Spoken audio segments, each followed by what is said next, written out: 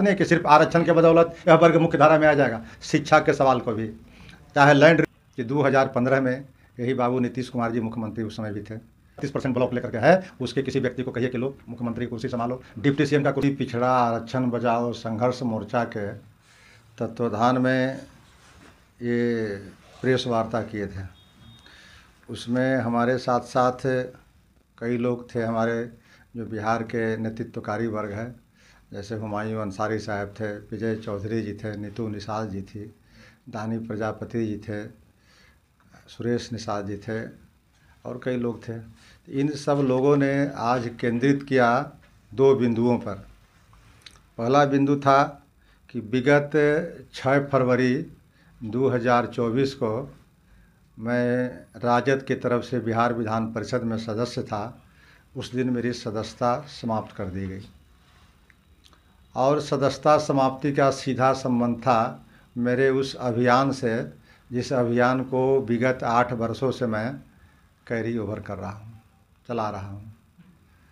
वो अभियान क्या था कि 2015 में यही बाबू नीतीश कुमार जी मुख्यमंत्री उस समय भी थे।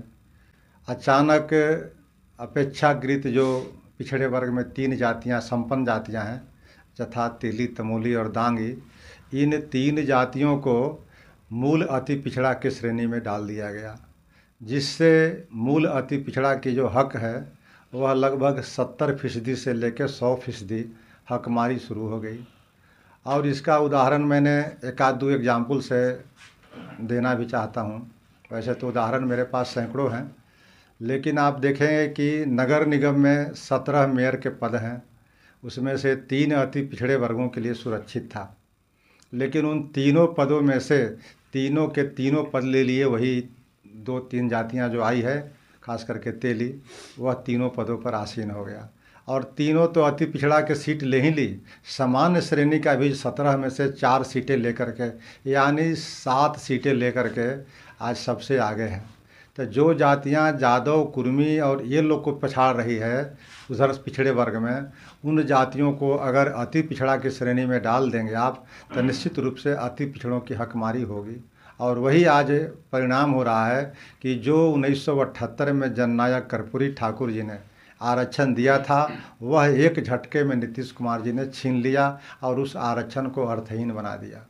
इसी को लेकर के पिछले 2 अक्टूबर यानी गांधी जी के जयंती के अवसर पर हमने एक बड़ा कार्यक्रम किया था कि कर्पूरी ग्राम, जो कर्पूरी जी के जन्म स्थली है, वहाँ से पदयात्रा का आयोजन किया था और तेली, तमोली, दांगी को मूल अति पिछड़ा से बाहर करने सहित अन्य 5 मांगों के समर्थन में हम लोग यहाँ लगभग 110 किलोमीटर की दूरी तय करके पदयात्रा करते करते पटना में मिलर हाई स्कूल में पहुँचे थे। और मिलर हाई स्कूल के मैदान में एक बड़ी सभा हुई थी, जिसमें बिहार के कोने कोने से हज़ारों लोग शिरकत किए थे। उस हज़ारों लोगों के बीच में हम लोगों ने शंखनाद किया था कि सरकार समय रहते तेली, तमोली, दांगी को अलग कर दे, लेकिन अभी तक सरकार ने नहीं की। इसी को आधार बना करके राष्ट्रीय जनता दल के कतिपय नेताओं ने सभापति के यहाँ लिखा और सदस्यता ख़त्म करने का इसको हथियार बनाया, जबकि दल की सदस्यता के लिए यह हथियार हो सकता था।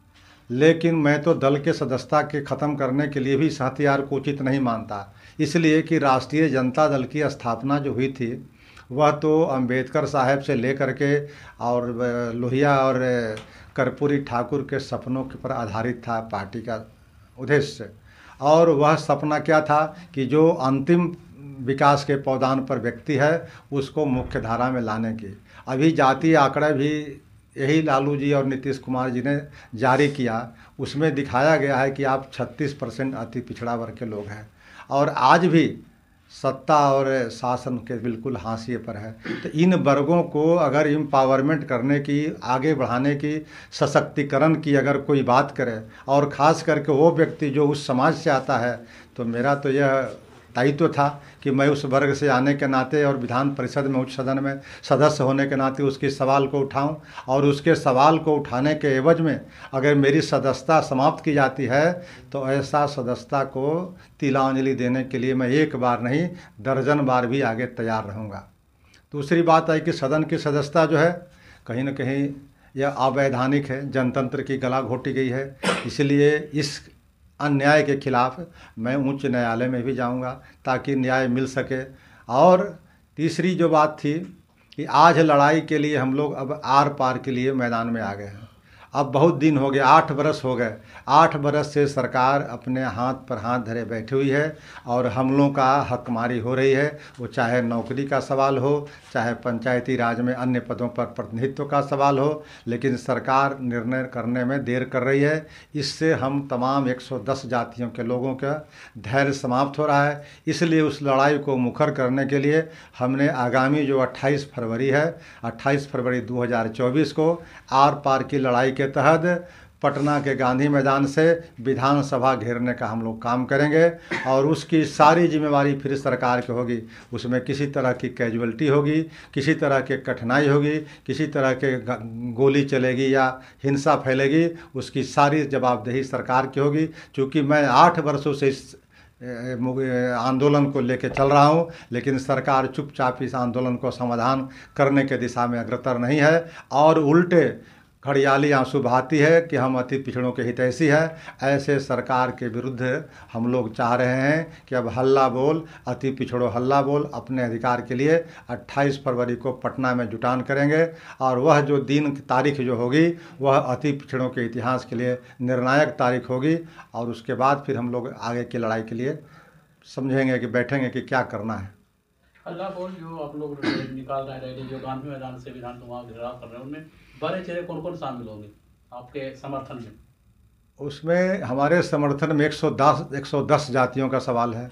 यानी जो मूल अति पिछड़ा है, जिसको जननायक कर्पूरी ठाकुर ने एक तरह से रखा था, और उसमें मात्र 3 जातियों को हम लोग विरोध नहीं कर रहे हैं। हम लोग यह कह रहे हैं कि जो तेली तमोली दांगी जो अपेक्षाकृत संपन्न था, उसको आप एक अलग कैटेगरी बना करके संख्या के अनुपात में उसको भी आरक्षण दे दीजिए, लेकिन बाकी जो 110 जातियां थी इसको बकस दीजिए।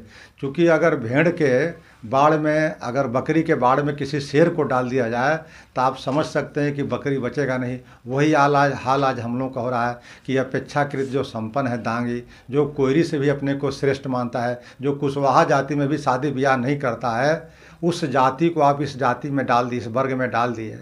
तेली जाति जो अपेक्षाकृत संपन्न जाति है, आबादी भी उसकी है, तो आप समझ सकते हैं कि इसकी आरक्षण करीब करीब ख़त्म हो गई। तो जननायक कर्पूरी ठाकुर जी ने जो अपनी ये जो दिया था, मुखर आवाज़ दिया था हम लोग को आरक्षण दे करके मुख्य धारा में लाने का जो प्रयास किया था, वह करीब करीब आज समाप्त हो गया है। और उसकी पूरी जिम्मेवारी यही नीतीश कुमार जी को और लालू यादव को जाती है। अति पिछड़ा के लाल गुदरी के लाल कर्पूरी बाबू को जो मिला है सम्मान भारत रत्न के द्वारा, क्या लगता है कि आप लोग के जो दशरथ मांझी जी हैं, इन लोगों को भी मिलना चाहिए? देखिए, जननायक कर्पूरी ठाकुर जी कि जो भारत रत्न नागरिक सर्वोच्च सम्मान दिया गया, उसके लेकर के बहुत सारे राजनीतिक दल के नेता मांग करते थे सिर्फ पुण्यतिथि या उनके जन्मतिथि के अवसर पर। लेकिन अभियान चला करके किसी ने अभी तक बिहार में कोई सवाल नहीं उठाया था। हम लोग लगभग 1 महीने तक रथ यात्रा के माध्यम से और दूसरे 1 सप्ताह तक पदयात्रा के माध्यम से हजारों नहीं लाखों लोगों के बीच में इस संदेश को ले गए कि हमारी 5 मांगों में से एक मांग यह भी था कि जननायक कर्पूरी ठाकुर को भारत रत्न दिया जाए। और मैं यह मानता हूँ, इसके लिए मैं आदरणीय नरेंद्र मोदी जी को बहुत कोटि कोटि धन्यवाद देता हूँ कि जननायक कर्पूरी ठाकुर को मरणोपरांत यह सम्मान से नहीं सम्मानित किया गया, बल्कि हजारों लाखों करोड़ों जो बेजुबान थे, गरीब थे, उनको उन्होंने सम्मानित करने का काम किया है। जननायक कर्पूरी ठाकुर ऐसा व्यक्ति पैदा होना अब बहुत ही दुर्लभ है। हम लोग तो सिर्फ उनके बताए मार्ग पर अगर थोड़ी बहुत भी चल सके, वही हम लोग के जीवन की बहुत बड़ी सार्थकता होगी। इसलिए जननायक कर्पूरी ठाकुर के असली रहनुमा हम लोग अति पिछड़ों को मानते थे। जननायक कर्पूरी ठाकुर के बाद आज इसका अगुवाई करने वाला एक भी नेता नहीं है। इसीलिए अति पिछड़ा वर्ग के लोगों की स्थिति इतनी आज बद से बदतर होते जा रही है। तो उनके विचारों पर जो लगता है कोई नहीं चल रहा है, उनका अगुवाई पर नहीं कोई चल रहा है, तो क्या ये सब जो सभी दल के लोग जो उनके पुण्यतिथि मनाते हैं, जन्मतिथि मनाते हैं, तो क्या ये सब राजनीति? बिल्कुल राजनीति बनाते हैं। अगर राजनीति नहीं मनाते, घड़ियाली आंसू नहीं बहाते, तो आज ये अति पिछड़ों की आरक्षण जो 8 साल पहले समाप्त हो गई, वो क्यों समाप्त करते? इसका सीधा साधा खामियाजा भुगतना पड़ रहा है। आज आपने जो आंकड़ा जारी किया जातीय आंकड़े का, तो जातीय आंकड़ों तो जारी आपने कर दिया, लेकिन आज है आप देखें कि 243 विधानसभा में अति पिछड़ा का आबादी के हिसाब से कितना बनना चाहिए प्रतिनिधित्व, करीब करीब 88-89 बनना चाहिए, 90 के आसपास। तो 90 विधायक होने चाहिए थे संख्या के अनुपात में। आज कितने विधायक हैं? 20 विधायक हैं। तो 20 विधायक हैं, बाकी कितना सीटें बच रही है भाई? तो उतना प्रतिनिधित्व नहीं दिया गया। उसी तरह से आप एमएलसी में देखेंगे तो मात्र 6 प्रतिनिधित्व है 75 में। आप राज्यसभा की बात करें, वहाँ भी प्रतिनिधित्व नहीं है। तो जब आप सब जगह आप देख रहे हैं कि हाशिए पर हैं, प्रतिनिधित्व नहीं है, तो कहीं ना कहीं तो मामला बनता है। तो इसकी जिम्मेवारी कौन लेगा? जिम्मेवारी तो वही लेगा जो सत्ता में बैठा हुआ है, कि सिर्फ जातीय आंकड़ा को जारी कर देने से अपने कर्तव्यों का इतिश्री नहीं समझे वो, उसकी जिम्मेवारी ले कि आज जो यह वर्ग जो है वह मुख्य धारा में कैसे आएगा।